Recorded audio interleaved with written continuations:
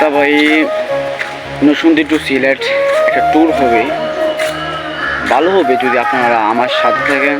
ট্যুরটা জমবে। তো আজকেই যাব আমরা, দিনটা বেশি ভালো না, তাও যাব। আমাদের গ্রামের কমিটি সবাই মিলে একটা ট্যুর ব্যবস্থা করছে, না গেলে তো নয়। আর আমরা যাব সবাই মিলে, সবাই আপনারা সাথে থাকবেন। আমার খুবই মজা হবে, খুবই মজা লাগবে। তো যাওয়া যাক, সবাই সাথে থাকবেন।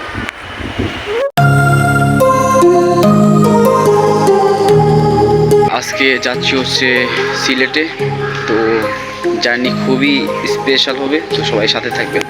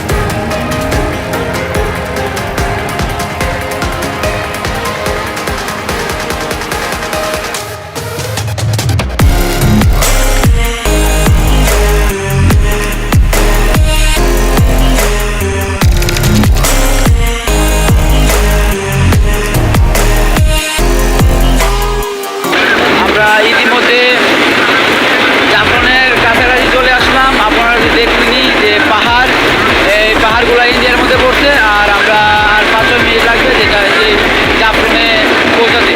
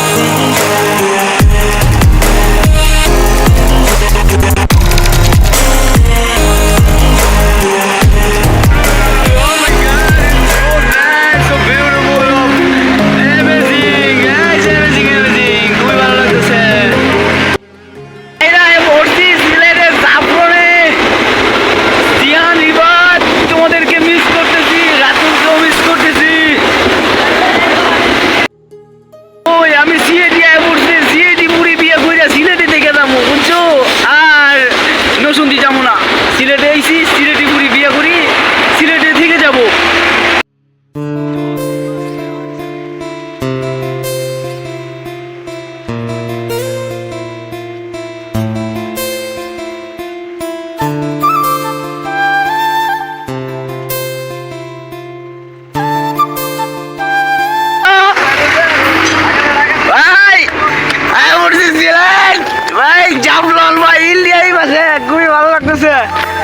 আর ইন্ডিয়ার বাড়িঘর কিন্তু খুব সাজানো গোছানো, খুবই ভালো লাগতেছে।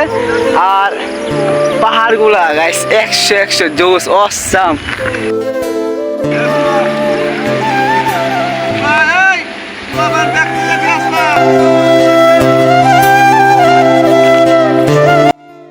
মধ্যে জাফলনে চলে আসলাম। এটা হচ্ছে আমি যেখান দিয়ে হাঁটতেছি, এটা হচ্ছে 0 পয়েন্ট।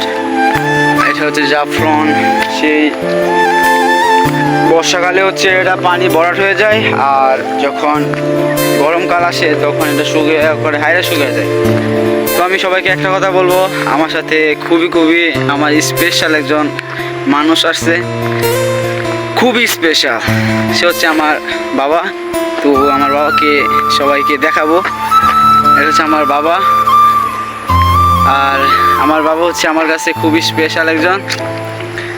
দেন আমার বাবার সাথে আমি আসলাম জাফলং ঘুরতে, আর খুবই ভালো লাগবে। আর আমরা ঘোরাঘুরি করব, সবাই সাথে থাকেন আর দেখেন। সিলেটি রাস্তা খুবই বিপজ্জনক, আর আমরা পাহাড় থেকে নিচে নামতেছি।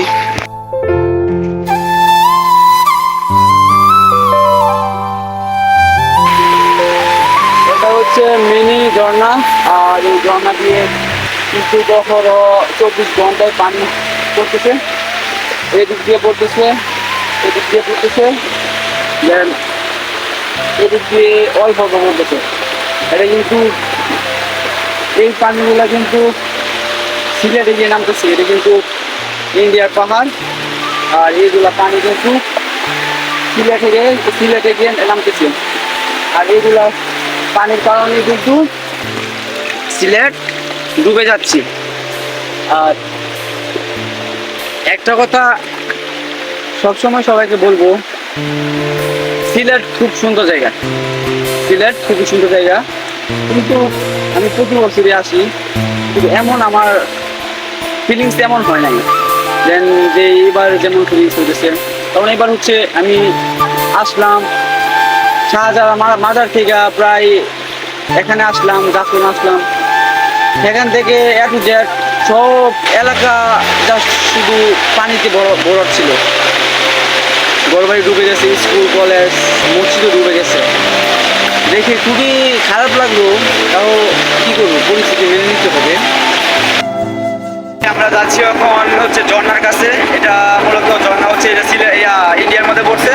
তো আমরা 4টা স্পট ঢুকবো, তো 4টা স্পটই আপনাদেরকে দেখাবো। তো আমরা ফার্স্ট যাবো হচ্ছে ঝর্ণার কাছে, তো যাওয়া যাক।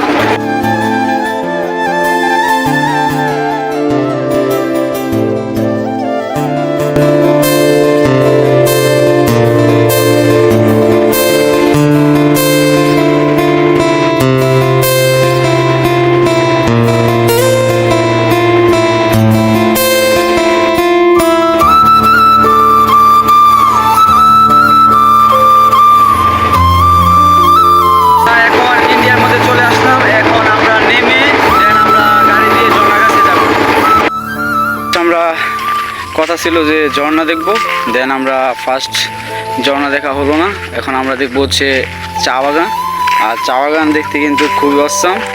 আর আমরা চা বাগানে যাই না, মূলত বর্ষাকাল, খুবই বৃষ্টি হইতেছে দেশের মধ্যে, আর চা বাগানের মধ্যে খুবই সাপ থাকার সম্ভাবনা, এই জন্য আর কি যাই না। আর আমি দূর থেকে দেখাবো, জাস্ট আপনারা দেখেন। চা বাগান খুবই বিস্তৃত, এই চা বাগানটা খুবই সুন্দর। চা বাগান খুবই ভালো লাগলো। আর এই চা বাগানের মধ্যে ঝুঁকে ধরতেছে, প্রায় লোকের এই ঝুঁকে ধরছে।